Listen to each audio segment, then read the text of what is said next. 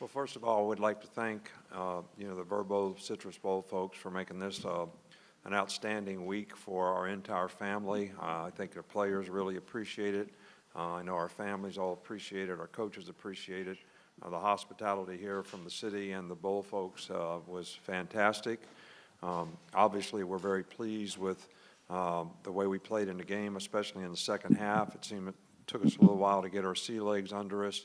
But we played much better in the second half. I actually shut them out and made some really big plays, on offense. But I'm especially proud of this team for the adversity that they had to overcome this year, the perseverance that they showed, and the grit that they showed in coming out and playing the way they did in the second half of this game. I think this is, the ninth, 10th, I don't know how many years, of 11 wins or more, which I'm very proud of this team for. I'm really proud of the seniors who represented this program and won, 53 games or something in their careers here and really represented the university in a first-class way. And hopefully we've created some value for them that they can be more successful in life because they were involved in the program. And I'm certainly proud of, a lot of our juniors. We have 9 guys that came here together that all got, junior grades. Thought of enough by the next level to give them a grade, and those guys all chose to play in this game. This has been one of the best recruiting classes we have ever had at Alabama. They were closed from the time they came here, and I think all these guys wanted to play for Alabama. They wanted to play for their team, and they wanted to play for their teammates. And that's what college football is all about.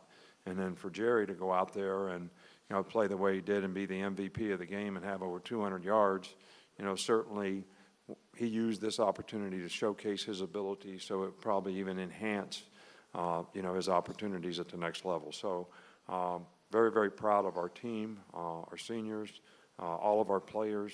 This has been a great week for us, and certainly really, really proud of the way we played in the second half of this game. Our first question will be all the way over here on the left. This is for Nick and X. What did you guys do differently in the second half, particularly against the run? You guys really kind of shut them out in the second half. Well, they were hurting us running the ball mostly when they were in 2 tight ends and two receivers, which we tried to play regular. And we play so much nickel and so little regular. Plus, with the number of players that we have hurt in the front 7, we're actually taking a senior DB who's a very good player off the field and playing another younger player. And we were making some mistakes in terms of the things that we did. So in the second half, we just decided to play nickel, which gives us more multiples of things that we can do.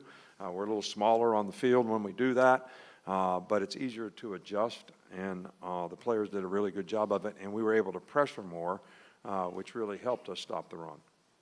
Staying on the left standing. Yeah, it's for everybody. What was the statement you guys wanted to make today, and do you think you made it? I mean, these guys, they got a lot more talent than I do, so you should be asking them some questions. I think this team had a lot to prove, in this game. I think that, we have a culture of how we play football in Alabama with great effort, great toughness, but also discipline to execute. And accountability for everybody to do their job. That's always been the trademark of what we do. And people make decisions based on, what's best for the team. And I thought that maybe at the end of the year this year in a couple games that we played, half of the LSU game and maybe at Auburn, we didn't really do that the way to the standard that I would like and to our expectation. And I think the players realized that, and I think they wanted to prove that, this is the culture that was established, for a number of years here by a lot of good players, and I think they have a lot of pride in that, and I think they wanted to come out today and prove that this is what Alabama football, the culture of Alabama football is really all about. Staying on the left front row. Danny Thomas, 3-point conversion. This question is from Mac and Jerry. Talk about what you guys saw on the opening play of the game.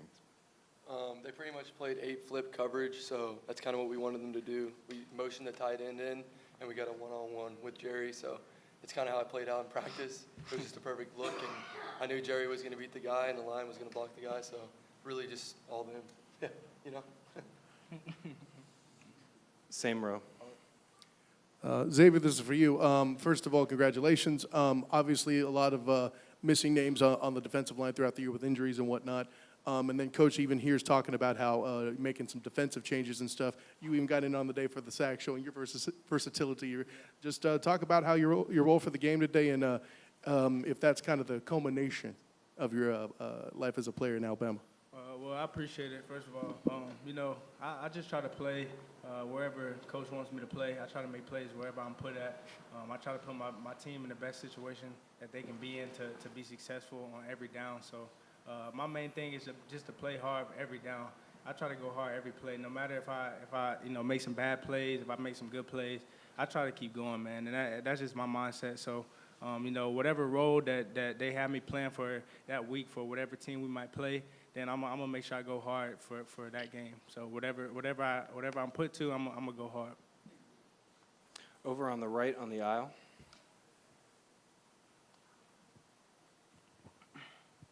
Mac, congratulations. Quick question for you.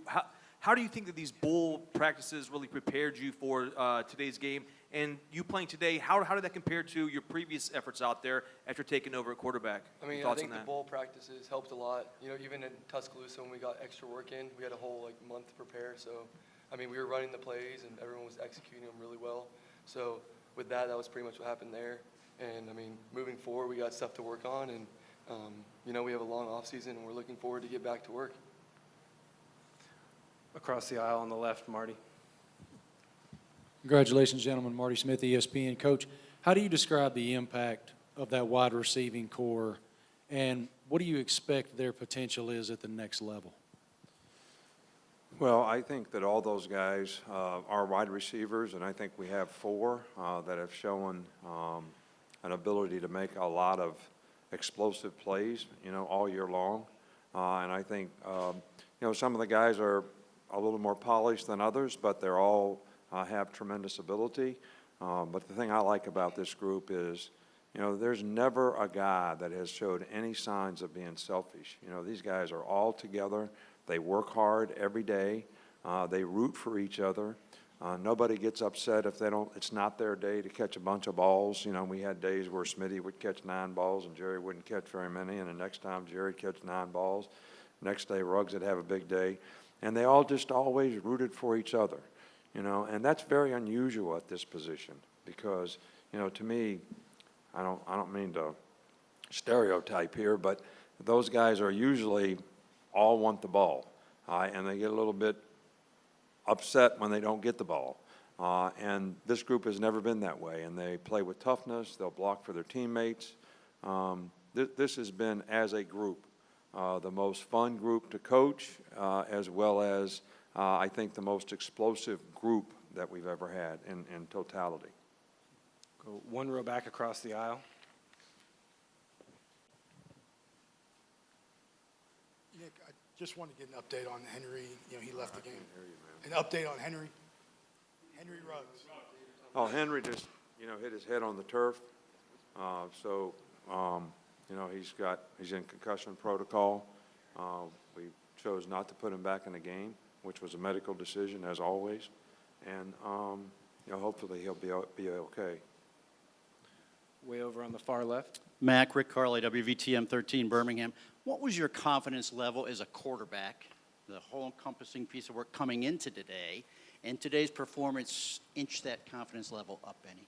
I think the confidence just comes from reps at practice and the guys around me, you know, the line making their calls and their blocks and the receivers making plays, running backs making plays. So it is easier when you have the best players around you. Coach Saban always tells me just, you know, do my job and get them the ball and they'll make the plays. So, I mean, looking forward, we have a good group. Like I said, we have a long off season and a lot to work on, and I'm really fired up to, you know, keep working. For Jerry, you got the MVP today. You had over 200 yards receiving. What was the key to your success? First, it's really a team effort, really. So everything, starting from the O-line to the quarterback to the play calling, we just executed very well, and I just did what I had to do. when my name was called. So yeah. Go 2 rows back or 1 row back on the left. Coach, I know you guys are used to playing in the playoff and the national championships and all that, but can you just talk about the value of bowl games? Do you still appreciate those? And what is the value of this game moving forward for your program? Well, I think that there was a lot of value for our program and our team to be able to come and get a reward, first of all, for having a successful season. I know most people would think that 10-2 was a good season. That's not necessarily our standard. The fact that previous to this year, we've been in 7 of the last 10 championship games, 8 playoffs out of 10. And we sort of started to develop a little bit of a reputation of if we weren't in the playoffs, we didn't play very well in the bowl games. And I think that every player can create value for how he plays, and there's a tremendous amount of value that your team creates by maintaining the culture of how they play in the last game and how they finish the season and how that carries over, that culture carries over into next season, especially with the young players. So I think there's a lot of value. I think that the interest level, I hope you as media folks, who put so much into the playoffs, and rightfully so, that we can continue to have bowl games that are a positive reinforcement because they are important enough for people to be interested in because you all promote interest, for the players in the games. We'll go a couple more. Start with Matt. Jerry, this one's for you. You heard your coach talk about creating value by playing in this game. Why did you want to play in this game, and what does it mean to you to play in it? First off, I played football all my life, so I couldn't just sit out there and just watch my team play and my brothers be out there. So I want to just go to war with my brothers like I've been doing the whole season. I love playing football, so I just wanted to come out here and compete with my brothers. Final question, front row on the right. Thank you. Nick, your social media team put out a tweet last night that a lot of fans have interpreted as positive hope that Tua might return to school. Is Tua going to return for his senior year? That's a decision that I think his family needs to make, and I'm sure when they make that decision, they'll let everybody know. I think it's our responsibility and our job to make sure that we give them all the information from an NFL standpoint, from a medical standpoint, from a rehab standpoint, and if there, is any way that he could possibly be devalued because of his injury, and, what are the consequences of that, and how does that affect his decision and what he does in the future. But he's been a great leader for us. He's a great player on our team. He was elected captain of the team by his teammates, and we just want what's best for him. I think that's my job with all the players, is to make sure they get the right information from the right people about what their status is so that they can make a business decision about what they do for their future. And that's what we're going to continue to do, and we're going to continue to do that for Tua and his family. Medically, do you think he's going to be ready for the draft this year, or could it benefit him to You know what? return? I don't need to be – I'm not a doctor. I mean, I haven't operated on anybody's hip before. I'm struggling to be a good coach, which is, plenty to do for me. I think that's a question for, a medical person. We have a lot of hip specialists that have given the family a lot of information, and we're going to continue to do that. I think, our medical staff has done a great job of getting to it at this point, and his rehab is going well, and that's what we're going to be responsible to try to help him with in the short term. Hi everyone, thank you for watching ESPN on YouTube. For more sports, more analysis, download the ESPN app. And for live streaming sports and premium content, subscribe to ESPN+. We'll see you there.